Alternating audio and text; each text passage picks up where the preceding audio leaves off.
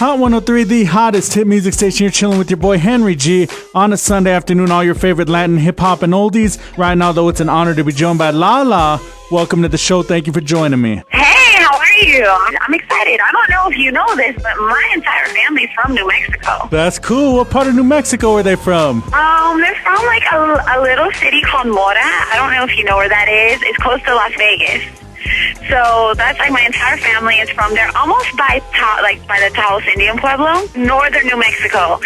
So I grew up going to New Mexico every summer, and I think this is my first official radio interview in the whole state of New Mexico. So what's up? All right. So what's a typical Sunday afternoon like for you? Typical Sunday afternoon for me is probably spent like at the beach, maybe, going like beach cruising, having a little barbecue, hanging out with my family, listening to some good music. So who did you grow up listening to, and who inspired you to pursue a career in the music industry?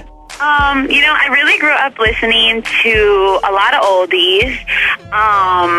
Out here we have this like syndicated show called the Art LeBeau Show. And so I grew up listening to this show, and it's like a dedication show. It's probably really similar to your show.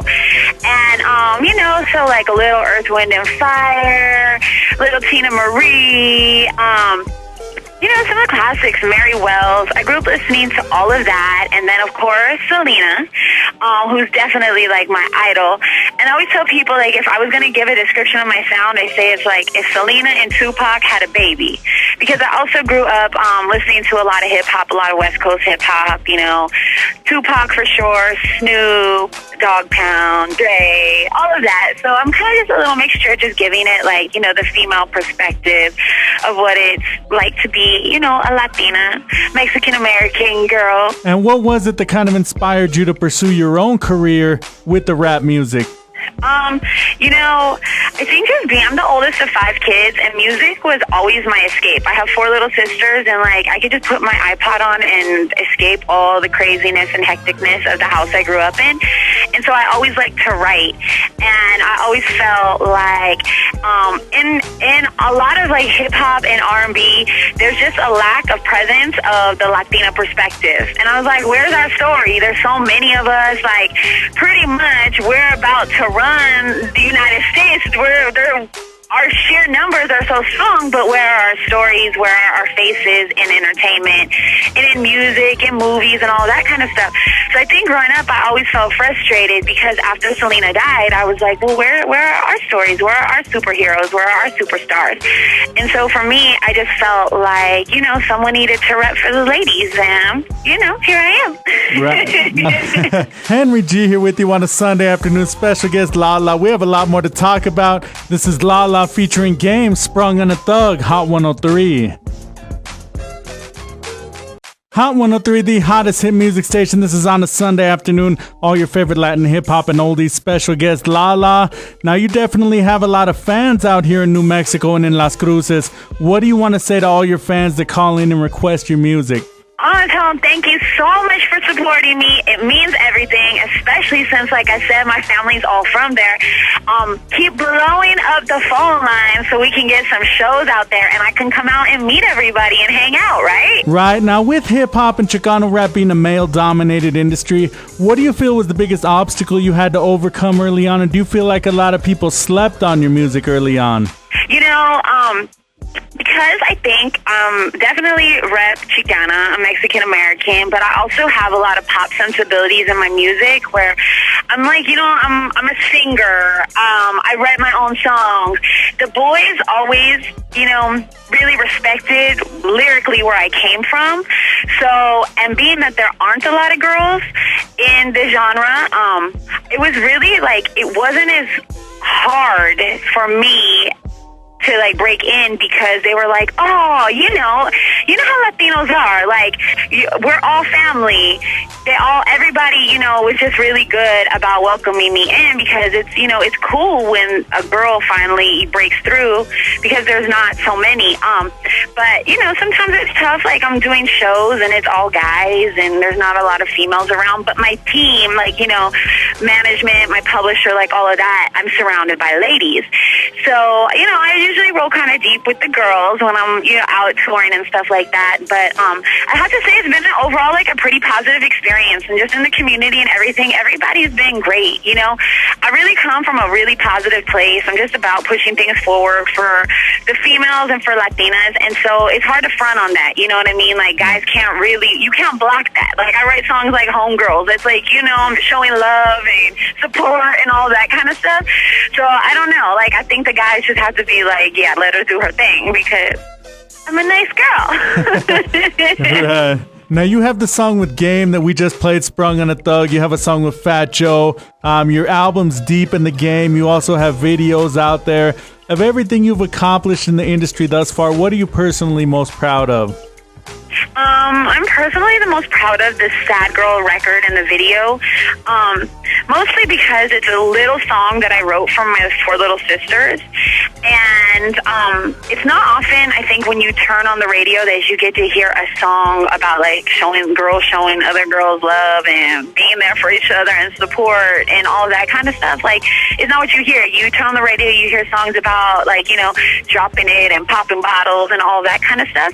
So for me, I'm really proud to have been able to, the song actually did really well on radio for me, like all over the Southwest, and the video went to #1, and it's like this little video that I shot in the house I grew up in, and the abuelita in the video is my real grandma, and all the homegirls are my real girls in real life, and so just to see something that was so positive and just started as this little song that I wrote, really turn into something that is probably the thing I get hit up about the most. Like, girls are always, dedicating that song to each other at shows. That's the one they sing the most. And I think it just really set the tone for what type of artist I am. I'm about repping for the females. I'm about, us being there for each other. It's about women supporting other women and really, making our way in this game. And Sad Girl, of course, features Diamonique. She'll actually be joining me a little bit later on in today's show. Diamonique is really, really someone I respect just so much. I think she's actually, when anybody asks me about Latin rap, I think she's hands down the most lyrical and the dopest Latin rapper, period. Not female Latin rapper, not girl. Like, I think Diamonique, like, I put all my money on her in a rap battle. She knows that. Much more with LaLa on the way. Here is LaLa featuring Diamonique, Sad Girl, Hot 103. You got it locked on Hot 103, the hottest hit music station. Henry G here with you on a Sunday afternoon. Special guest LaLa. Now, what do you feel was the first big break that catapulted you to the level of success you've been able to achieve? I think the first big break was really after I created my MySpace page. A DJ just found my MySpace page. Actually, like, fans had started sending him, I guess, links to my page or something. And he started just downloaded the song off the page and started playing it on the radio here in LA. And so, like, my career has been happening very organically. Like, everything is pushed by the fans. And so just seeing that, again, like, writing these songs that were just about, like, my little life, meaning so much to other people that they were able to get my song on the radio, that my fans get my videos to #1. But the first big break for me was just really creating that MySpace page and then putting my music out there for people to hear. And this DJ Julio G here in Los Angeles hearing a record, and he just started playing it on the radio. At what point then did you start to realize the magnitude of your success? What's crazy is that, like, I've done some big shows where there's, like, 8,000 people, sold out type shows. Like, I've been on some great shows opening for Pitbull, and it's always kind of like this weird moment when you're on stage and you look out and you hear people singing lyrics to your song that feels very surreal and very, like, wow, like, this is just a dope moment that I wish I could just, like, capture and put into a little bottle. But then a lot of the times, like, you're so busy as an artist just trying to evolve and push things forward and do more and do other things. And, I get into new projects, so it always feels like it's this constant, like, work in progress, trying to get to, the next level and get everything else cracking. But I think it's really important, no matter what you're doing in life, to just take a breather, take a moment, breathe it all in and really understand how fortunate and lucky we are to, like, every day I get to wake up and write songs and make music and be in the studio. Like, it's such a blessing. Now, we've been talking a lot about you and your fans. Is there any interaction that you've had with your fans at a show that stands out to you over the years?